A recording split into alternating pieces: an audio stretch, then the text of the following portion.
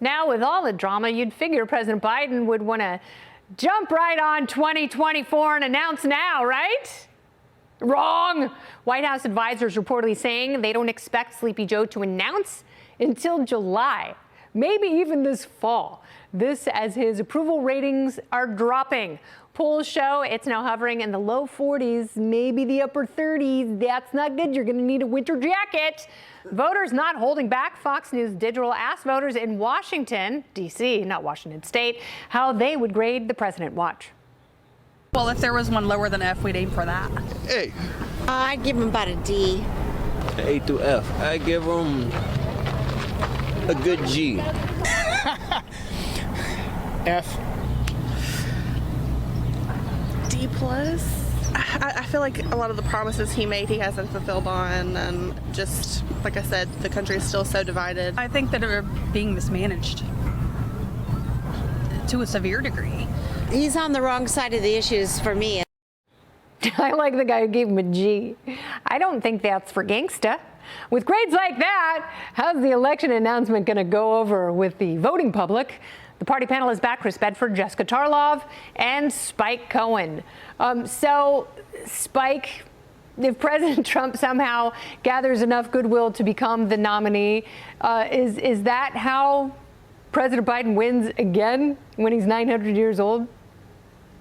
I mean, probably so. I mean, right now, Biden's numbers are in the toilet. I think the only Democrat hopeful whose numbers are worse than his are Kamala Harris's. So I guess he's got that going for him, which is nice. But the numbers speak for themselves. We have record inflation still, even with the Fed ratcheting up rates, which is leading us into bank failures and a looming recession and all sorts of other terrible things. At this point, I think the only way that Biden can beat the Republicans is if they nominate the guy that we just established that 60% of Americans are okay with locking up, even if it's for bogus reasons. And if Donald Trump tries to go after Joe Biden for the recession or for inflation, Joe Biden can correctly point out that Trump helped with that, with the CARES Act and other corporate welfare spending and the lockdowns and everything else, which helped to contribute to what Joe Biden continued and has now led to all these terrible problems. If Trump wants to attack him for the vaccine mandate, he can attack Trump for 15 days to slow the spread and the lockdowns and for Operation Warp Speed.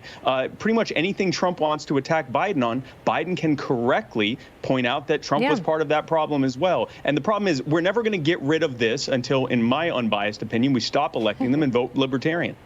Well, I'm fine with that. You know me, Spike like a ding dong. I'm not a member of the Libertarian Party, Jessica, but I think two shirtless old guys wrestling around in a kid's swimming pool full of Jell-O is not very exciting, but that's where we're headed, isn't it?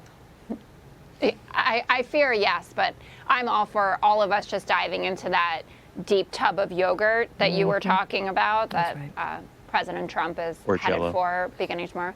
No, yogurt means a lot more than Jell-O. We've all seen Jell-O diving. We haven't seen yogurt diving. No. It's full of probiotics too. Yeah. Great for gut health.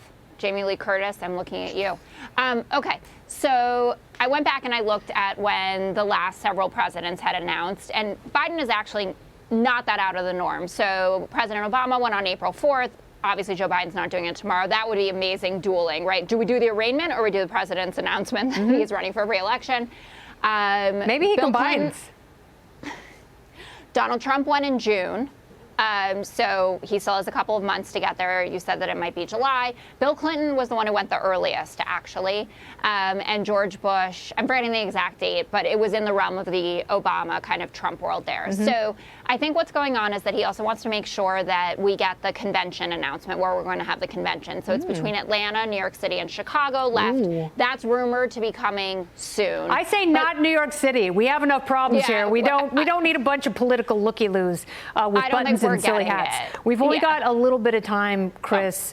What is your prediction about the president running again and us being tortured by a man deep into his 80s? I think he absolutely will. I think he absolutely loves his job. He's wanted it his entire life. It's a pity he's not quite entirely here for it, but that's his prerogative.